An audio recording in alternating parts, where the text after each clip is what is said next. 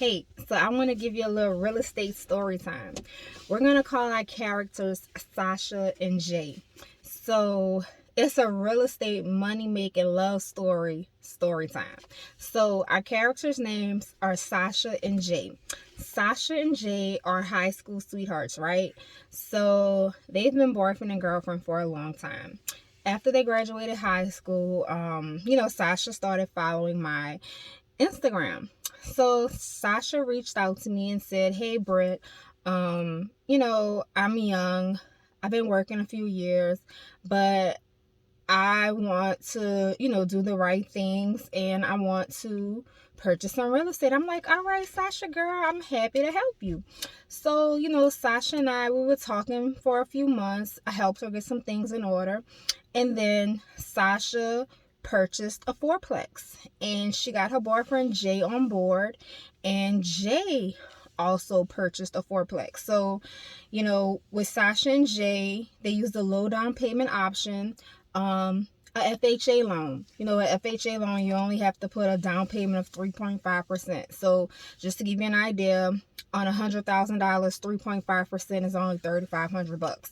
So in the fourplex, one unit, paid the mortgage, another unit paid for her bills, her car note, utilities, another unit was like her spending money, and then she stayed in a unit, and then she still had a job. So, the money she was making from her job, she was just stacking up her money. So after about a year or so, Sasha and Jay, they called me back, said, "Hey Britt, we're ready for round two. We both want single family homes." They're still boyfriend and girlfriend. So we go from round two. They're both still thinking very, very smart. Sasha and Jay, they don't want these extravagant homes, because they've both still been stacking their money because they have fourplexes. They have these income streams coming in where they're not having to use their own income to pay the mortgage, right?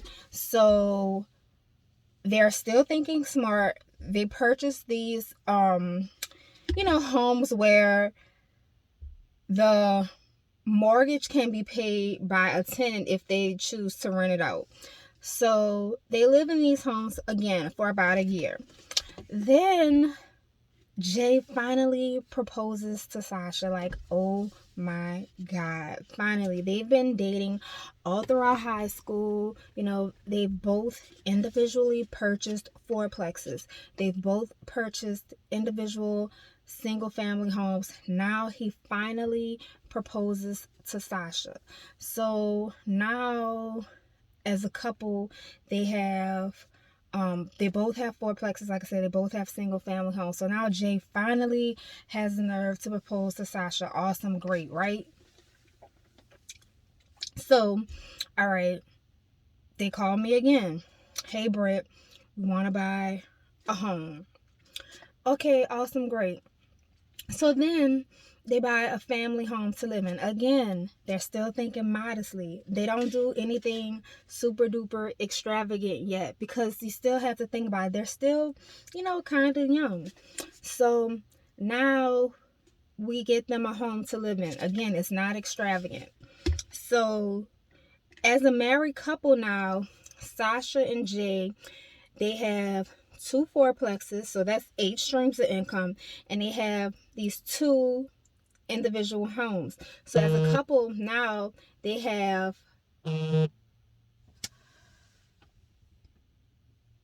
I'm sorry, the phone was ringing. So now as a couple, they have 10 streams of income coming in, right?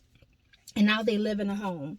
So as a couple, now the pandemic has hit, right? So due to supply and demand, these fourplexes that they bought, these single family homes that they bought, due to supply and demand, there basically is no houses, right? Because everybody wants to buy a house. Nobody's selling their house because of the uncertainty of the market. So the supply is down, the demand is high. So what does that do? That brings their equity in their property through the roof. So they're like, "Britt, we want to pull out some of this equity in our property and we want to start flipping homes. We want to start building homes to sell." So now Sasha and Jay, they become investors.